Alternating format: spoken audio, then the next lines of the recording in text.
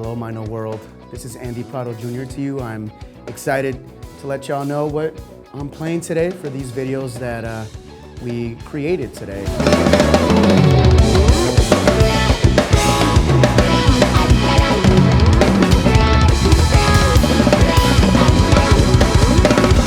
I am honored to be playing such beautiful instruments. I'm playing mainly Byzance, with a couple of exceptions that I'll get into in a bit. Starting with this beautiful baby boy over here. It's a Foundry Reserve 22-inch China ride. I love it because I could ride on it and at the same time I could crash with it, whether it be at some hard sections and I could just go in with my left hand. This is just, especially with the rivets, it's perfect.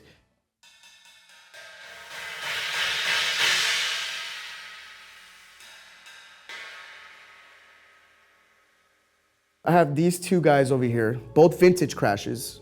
This is a 16-inch trash crash, 18-inch medium crash, sand medium crash. Oh my God, they blend so well together. This 16-inch, even though it's still small, because it's trash, it cuts very, very nicely.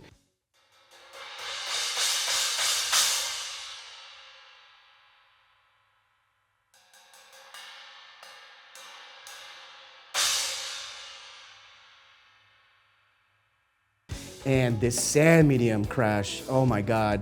I've played the sand thins, but this sand medium crash, man, it still is short decay, but it still rings enough because of it's a medium size. It still rings enough where you could still hear it after you smack it.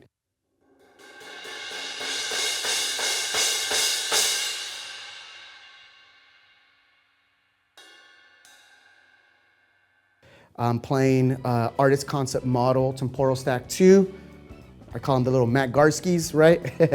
8-inch splash, dark splash on top. Obviously, also a Byzance. So I kind of messed around with sounds back home of what would work with my sound. And I'm like, if I had a little 8-inch on top with the Temporal Stack 2, it gives it a little different flavor.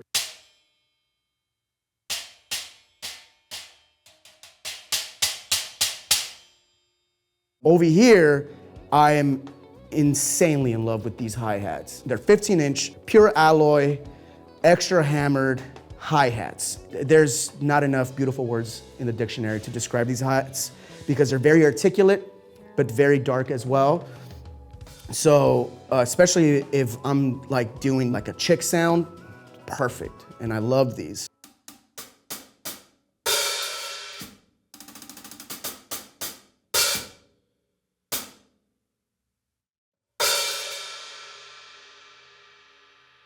Over here, I'm actually very excited to tell you guys that I'm playing a Symphonic cymbal, 22-inch suspended. What can I say about this ride? It's articulate, it's washy. The bell, it has some very crazy hammering on the bell, which makes it very prominent and it comes out in the music very well. Man, if you guys didn't know about these, you will now. So that's this, a 22-inch suspended symphonic ride.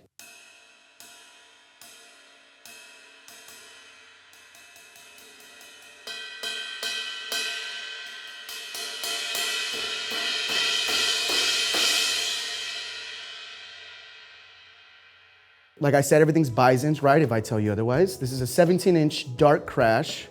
I'm in love with 17s, man. I gotta say, being a fusion guy, like 17s still give me enough presence, but getting also out of my way really quick if I'm just gonna do like very accented stuff where I can also just mute it with my hand as soon as I hit it.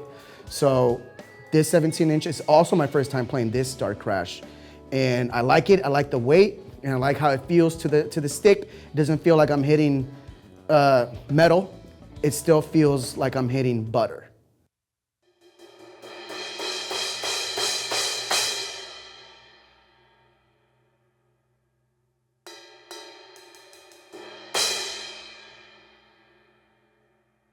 Over here, I got a 20-inch monster China over here, man. This is crazy.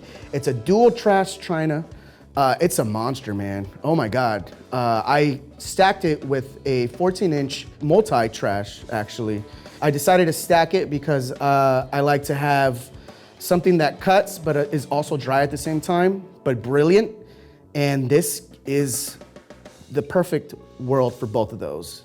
The Duels, man.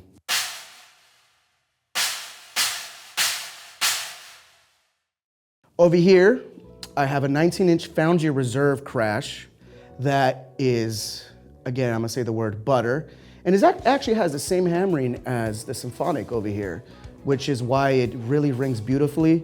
The hammering on this is just, mwah, chef's kiss. It rings beautifully. The suspended sound you get out of this is just amazing.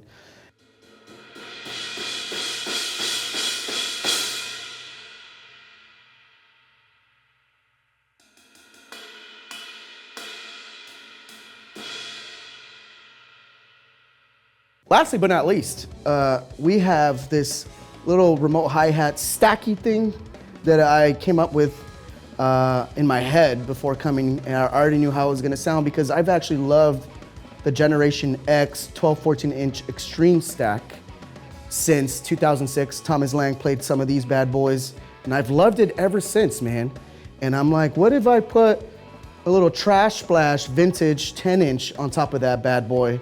And man, it sounded just interesting.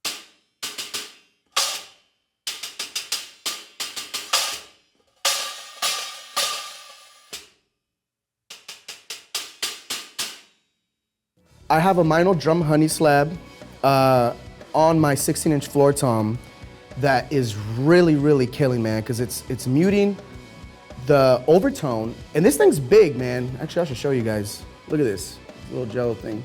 I had seen the circle ones, you know, but this one, man, it gives me enough of killing the overtones without sacrificing the actual tone of the wood. This is something I can actually play and still not sound like 70s dead drums, you know what I'm saying?